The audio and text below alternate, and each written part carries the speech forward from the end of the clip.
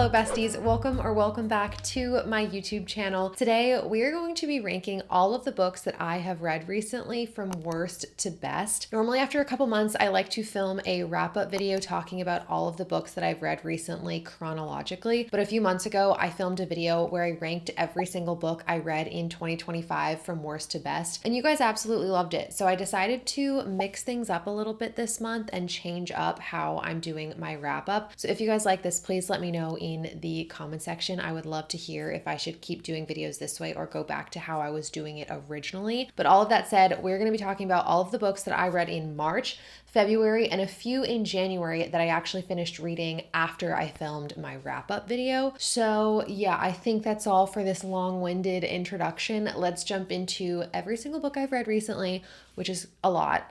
From worst to best. I'm gonna say this first. As I was ranking all of the books that I have read in the last few months, I realized that I've generally had a very solid reading several months, because a lot of the books are in the 4-star range or higher. Starting at the bottom, we have Not Quite Dead Yet by Holly Jackson. This may come at no surprise to you guys because I'm not a huge thriller girl, and often when I read thrillers, it's because my book club voted for a thriller, and that was the case with this book.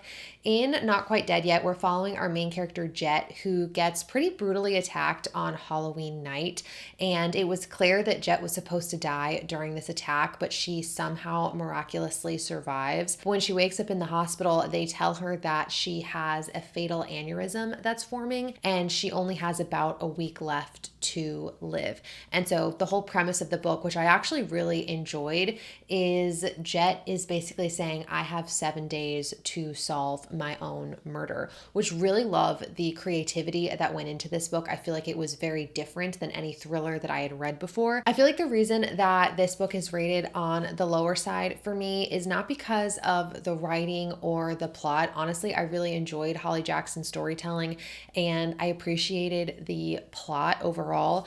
There were just a lot of plot holes, I think, in this book. Like, there were so many things by the end of it that didn't make any sense. And I found a lot of the characters very infuriating, including Jet. Honestly, I hated everybody except Billy, who is our other main character in this book, Jet's childhood best friend. And honestly, justice for Billy. I love him. I don't know why he put up with everybody in this book. I really loved him as a character. This was fine, like definitely not the worst thriller I've ever read. I just had so many issues with it at the end that obviously I can't say in this video because spoilers, but I appreciated it and I would still recommend it. I just didn't love it. Next, I want to talk about The Guest List by Lucy Foley. I just finished this book a few days ago, and guess whose book club voted for another thriller? Mine. This was our March book club book. Safe to say, I'm just not a thriller girl. I enjoyed this book. I just feel like it was very meh to me. Like, it was not a standout read. There's not really a main character. I wouldn't say. We're following a bunch of different characters and a bunch of different perspectives, but everybody is going to this wedding that's on this very remote, eerie feeling island. And right at the beginning of the book, we know that like something crazy, this murder has occurred on the island. We don't know who, we don't know how, we don't know why. And that's like on the wedding night, but we go back a few days and we meet a whole bunch of different characters in the lead up to the wedding and like this murder that happened. And again, I appreciated it. I thought it was fine. It's just not something that I'm ever going to think about again. And I think my biggest issue with this book is in the build up to the end, like there's all this anticipation for what's going to happen.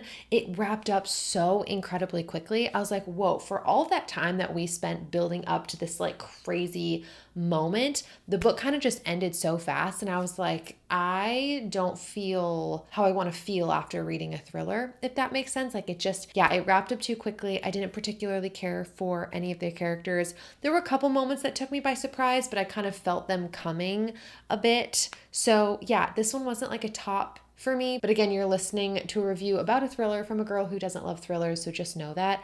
I would still recommend both of the thrillers I've read recently, but they're just, they're not for me. Book number 3, this is kind of weird in terms of like where it's stacking up in this video. Technically, I've rated this book a 5 stars. We've got Percy Jackson and the Battle of the Labyrinth. I absolutely love this book. I reread this book for the second time in January, at the end of January, and I absolutely loved it. It was just the shining star of my January, quite honestly, but it's very like youthful and nostalgic. So while I am like rating this 5 stars, it's like in honor of the younger girl who read this book for the first time and just absolutely loves Percy Jackson, Greek mythology, all of that kind of stuff. But if I'm like reviewing this as an adult, right, in terms of how much I enjoyed it compared to a lot of other like adult books that I read, I would probably put it about here in the video. I loved it. It's so joyful. I'm not gonna tell you guys what the Percy Jackson series is about. There's actually no point because everyone and their mother has read this book. I will always say, if you are someone who read this when you were a kid and you're considering rereading these books, I highly, highly recommend. But on the other hand, if you're an adult and you've never read these books before, I don't think you'll love them because they do just feel like youthful and YA. Do not mistake me putting this book at this point in the video for me not enjoying it. I loved it. I just feel like I can't fairly compare it to a lot of other like more mature reads that I'm reading right now that do resonate more with me as an adult. But I love this book and had to throw it into this video. It was so good. Still need to read the 5th book in this series. We're going to talk about that later. On an unrelated note, one of my besties got me this cute little icon glass for my birthday and I can't stop using it. It's so cute. We're back on the lemon water fixation for anyone wondering. The next book that I want to talk about in this video is Glow of the Everflame by Penn Cole. Now, I picked up both of these books, the first and the second book, in the Kindred Curse Saga in 2026, and I am thoroughly enjoying them so far. And this is the second book, but I'll kind of loop them together. In this world, we're following our main character, Diem, and she is immortal, living in a world that's colonized by these like more magical people called the Descended. The Descended have powers, and they're like the children of gods, basically. They're part mortal, part god. And at the beginning of the book, Diem's mother goes missing. She doesn't know where she went, what to do. But through her disappearance, Diem kind of gets involved and swept up with some of the happenings at the palace with the Descended, and I will leave you with that. This is the second book, so we're kind of following a little bit of a different storyline and plot, but I thoroughly enjoyed this book. I honestly did not like it quite as much as the first book, which was really surprising. I feel like a lot of you guys were like, oh my God, keep going. The second book, just every book gets better and better. But I didn't like this book quite as much as the first one. I honestly, to be quite transparent, again, love this book. Diem as a main character does kind of aggravate me. Like, I just feel like some of the choices that she makes and the things that she says are not my favorite. And then I also don't like feel the romance in my heart of hearts. Like, I feel like there's some romantasy books where it's like I am literally like experiencing the romance for myself. But when I read these, I kind of just feel like I'm observing the romance and it doesn't like resonate with me quite as much as I would hope that it would. And so, yeah, this was really fun. The plot and the magic, there's some trials in this book. Like, there are a lot of really fun and engaging things happening. I cannot put these books down also when I read them. They are so fun. Like, this was a pretty long book. I want to say it was like, yeah, 630 pages. Pretty thick book, but I could not stop reading it. So if you guys are looking for a fun new romantasy series, definitely pick these books up. This was really fun and I definitely intend to continue these. Next, I want to talk about Dungeon Crawler Carl. This book, again, you guys can see I have had so many hits lately versus misses.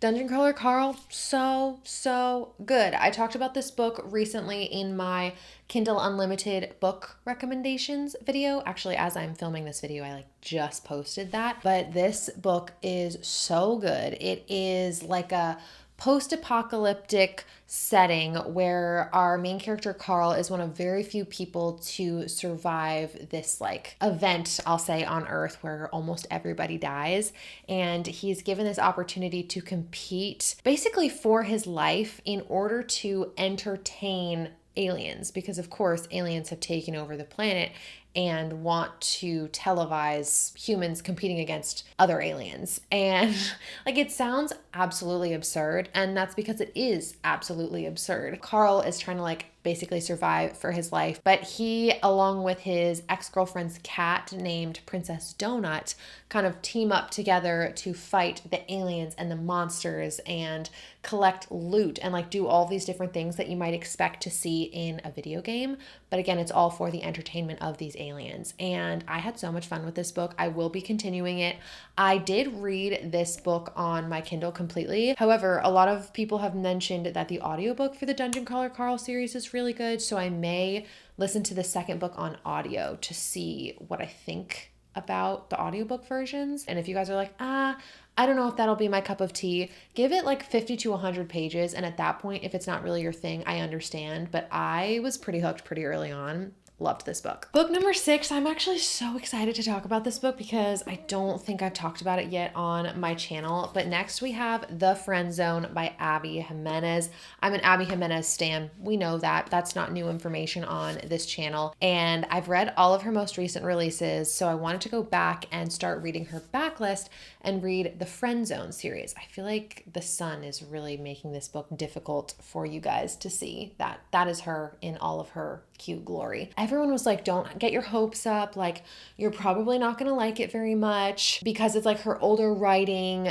Guys, I loved this book. I loved this book. And so I think maybe because my expectations were lower going into it, I just wasn't expecting to feel as like strongly about it as I did and as addicted to reading it as I did. And in this story, we have our main character, Kristen, and she is really struggling because she has a condition that is essentially going to prevent her from having children. And she meets this guy, Josh, who is a firefighter, and his dream is to have like a big family. So right off the bat, she's like, whoa, you're cute, I'm attracted to you, but this would never work because I have a condition where I can't have kids, and all that you want is to have a ton of kids, basically.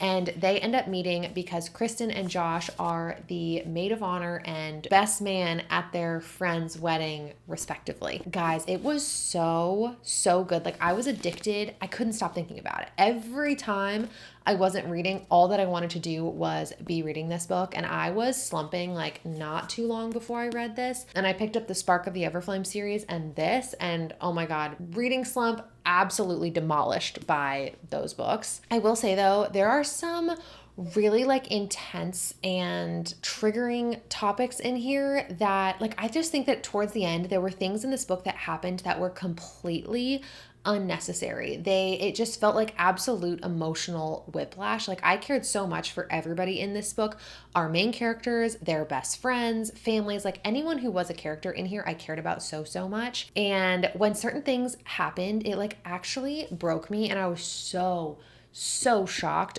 like by the ending. If you've read this book, then I think you know what I'm talking about. And I just feel like it was completely uncalled for. And so because of the way that this book ended and how just certain things were handled, I could not give it a 5-star, even though if I was rating like the beginning of this book, it would have been a full 5-star. So keep that in mind. It's like difficult for me to recommend because I'm like, I don't even know if the pain that you experience at the end is worth the journey of getting there. So I feel very conflicted overall about this book, but I loved it. And that was a really big shock in the last couple months. Then we have Spark of the Everflame, which is again book 1 in the Kindred Curse Saga. This comes before Glow of the Everflame, which I talked about. And I rated this one a 4.5. I shockingly, I know, liked this book a lot more than I liked the second book. I still kind of had a lot of the same grievances. I found DM a bit frustrating. There is a love triangle also that kind of persists throughout this series.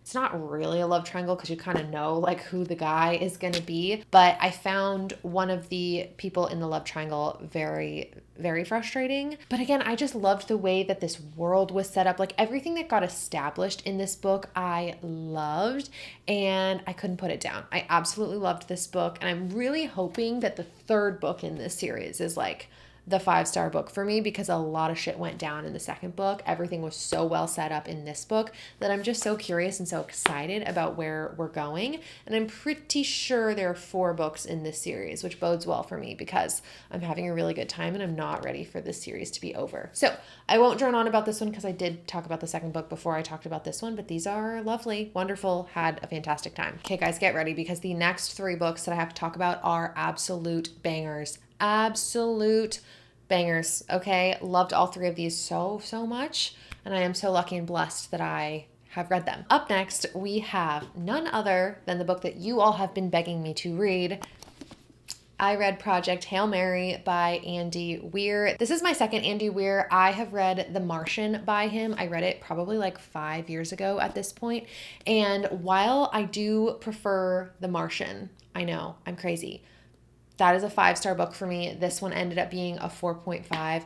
I still absolutely loved this book. And in the story, we're following our main character, Ryland Grace, and he wakes up on a spaceship with no memory of what he's doing there, why he's in space, nothing. He has no freaking idea what's going on. But he does end up realizing shortly thereafter that there is a threat coming for humanity, and it's his responsibility to help figure out this threat and basically save humanity. I'm gonna say also there is an element of this book that comes up probably within the first like 150 pages, I wanna say. Most of you, if you've seen the trailer for the movie that's coming out, you would already know this, but like I had no idea that this element was a part of this book. I'm trying to be vague, but I want people to know what I'm talking about. Let's say there's something that Ryland Grace encounters in space that I was not expecting. And so my expectations when I went into this book were very much like science fiction, emphasis on the science, because that's how The Martian is. Like that book is so believable. Like everything that happens in there, I'm like, oh, Weir did such a good job explaining how this is possible. Whereas this book had a little bit more emphasis on like the fiction side, in my opinion. And like, I just didn't know how to rationalize those feelings because I was like, whoa, this is crazy. Like this is a little bit more like almost fantastical than I was expecting. And I don't want to rate this book based on my expectations. So I moved on. I honestly ended up loving this element that came into the book that I wasn't expecting. Again, so sorry for the vague nature of that description. I will say the only thing that knocked this book down a little bit is I feel like we didn't actually really know Ryland Grace very much as a character. Like there were things that happened to him that are so extreme that I just like didn't feel in my heart the gravity of these experiences, like the gravity of the things that were happening to him, purely because I didn't know him very well. Like I wanted to understand like his friends and his family, and like I just think it would have added one extra layer, like just 50 more pages to really understand Ryland as a character. And then I think everything that happened in this book would have resonated even more and would have hit me even harder. I know why Andy Weir didn't do that. Like as a reader, I can understand why, just because of how this book ended, quite frankly. Also don't know how I feel about the ending. That was crazy. Yeah, I didn't see that coming. So yeah, I loved this book. I found it so entertaining, so interesting, such I don't know, a complex conversation to be had. I loved it. I did half audio, half physical. And just as you guys all said, the audiobook was absolutely fantastic. So you guys should definitely read this book.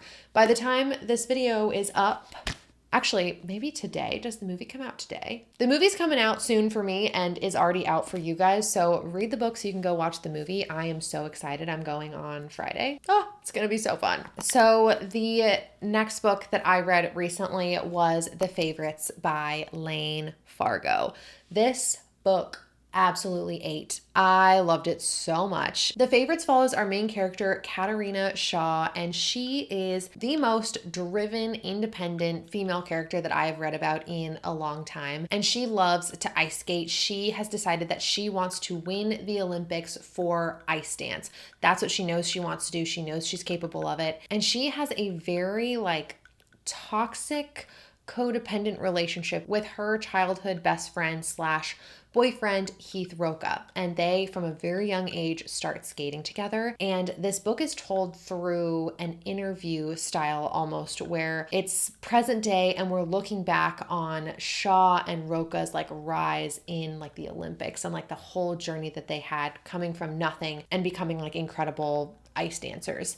And I just loved the toxic relationship between Katerina and Roca. Like, I can't explain it, but exploring codependence absolutely fascinates me. Just as people have said, this book definitely has elements. It's not Magnolia Parks, but it has elements of Magnolia Parks through that relationship. Like, exploring complicated character dynamics is like my favorite thing to do in a book. I loved that. I loved the setting and the background and the canvas, I guess, that this book took place, that being the Olympics and like this high intensity sport. I loved the interview style. The chapters were so quick and so fast. However, the reason that this book is not a 5-star read for me, and honestly, I probably should have knocked it down further for some of these things that happened, but like I just loved so much of the rest of the book that I couldn't do it, was that there were some choices that the characters made towards the end of the book, particularly Heath, that I just don't think those characters would make. And I feel like that was a mistake that the author made. Like, I'm like, the Heath that I know wouldn't do this, and the Katerina that I know wouldn't do that. And like, I just felt like there were some things that happened that were totally misaligned from everything that we know and everything that we were taught about the characters. And that really, really aggravated me. Like, I just felt so upset that like, and again, I'm not the author, I get that, but I just didn't feel like they were choices that these characters that I loved so much would make. That's all that I'm really going to say about that. I loved this book. It's very much like a drama, romance, fiction type of book, and I loved it. I absolutely loved it. The ending frustrated me a lot, but it was so good, and I cannot recommend this book enough. And finally, I am so happy to tell you guys that I have officially found, as of recently, my first 5-star book of the year. And considering I am coming to you guys in April to talk about all of the books I've read this year, I'm deeply frustrated by this development. However, I'm so happy that I found my first 5-star, and that 5-star is none other than, take your final guesses, Us Against You by Friedrich Bachmann.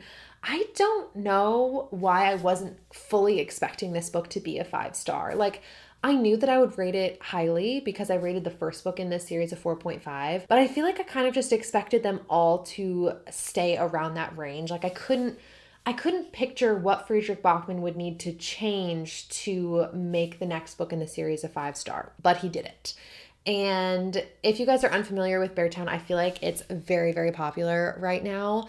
This is a book about a small town who basically their whole like culture and love and joy and connection comes through their passion for ice hockey. And so in this town, they have like a junior team and then their like main team that plays hockey, and it's a bunch of like kids essentially, right? And there's so much pressure that's being put on these kids. And in the first book, this pretty catastrophic thing happens that really shatters the town to pieces.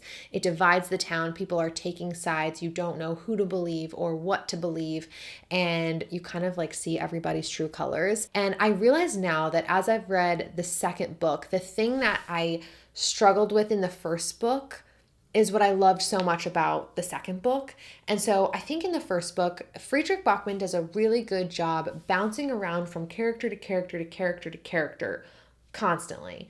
And you don't end up having like a ton of time at any given moment with a character, because by the time you're kind of acclimated to reading about one kid, you're in another chapter reading about their parent, and then you're in another chapter reading about their friend, and you're just really all over the board. And I think it took me the entire first Beartown book to be connected with the characters. And so I couldn't really sink into it because I was trying to just like grasp everything that was going on, who people are, their relationships, like the whole 9 yards.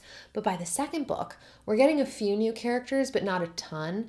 And we've established a setting, we've established like a precedent for how people behave and like why they are the way that they are, I guess. And so all that I got to do in the second book was just freaking love on these characters and also get played like a violin by Friedrich Bachmann, because did he play with me so hard? Yeah, I did. That hurt actually my whole entire being. I cried also, which don't think I cried in any of these other books. This book made me cry, and books that make me cry tend to be my favorite books. Don't know why. Is that a me problem? Probably. I freaking loved this book, and I'm sad now that we're like going into spring and summer. Never thought I'd hear myself say that because those are my favorite seasons, because I'm like, oh, it's not like ice hockey winter season. So reading The Winners, which is the third book in this series, might not hit as hard because I read this book in like the deep February winter, and it was during the Olympics. I read The Favorites and Us Against You during the Winter Olympics, and it was just peak. It was peak. But now I'm gonna have to read The Winners when it's like sunny and beautiful and warm out. It's fine. I loved this book. Like, I'm not shocked, but like I'm a little surprised that this book was just like had that little extra ingredient that it needed to be my first 5-star read of the year. So those are all the books that I've read recently, but as I am filming this, I will tell you right now, it is March 22nd. It's early, I know. So I have like a week and some days left in the month. I wanted to tell you that I started my ACOTAR reread. I've got about 100 pages left of this book, and I will be finishing this today. You all know why I'm doing this. Sarah J. Maas went on the Call Her Daddy podcast. We have new books coming out. I don't remember these because I read it like 4 years ago. So I'm rereading all of ACOTAR and reading Crescent City for the first time in the next like 8 months. So that's an exciting update. So I wanted to tell you guys that I'm reading this and that there will be some extra bonus books in my next like wrap up video that I do. Let me know if you guys liked me doing my wrap up from worst to best, or if you prefer my standard classic going through all the books I read in chronological order throughout all of the months. But I had a lot of fun. Filming this video. I can't lie. My memory card just filled up. Sorry about that. I was gonna say, if you guys have any books that you think that I would rate 5 stars, or if you've read any books that you rated 5 stars, please let me know in the comment section, because I'm on the hunt for my next 5-star read.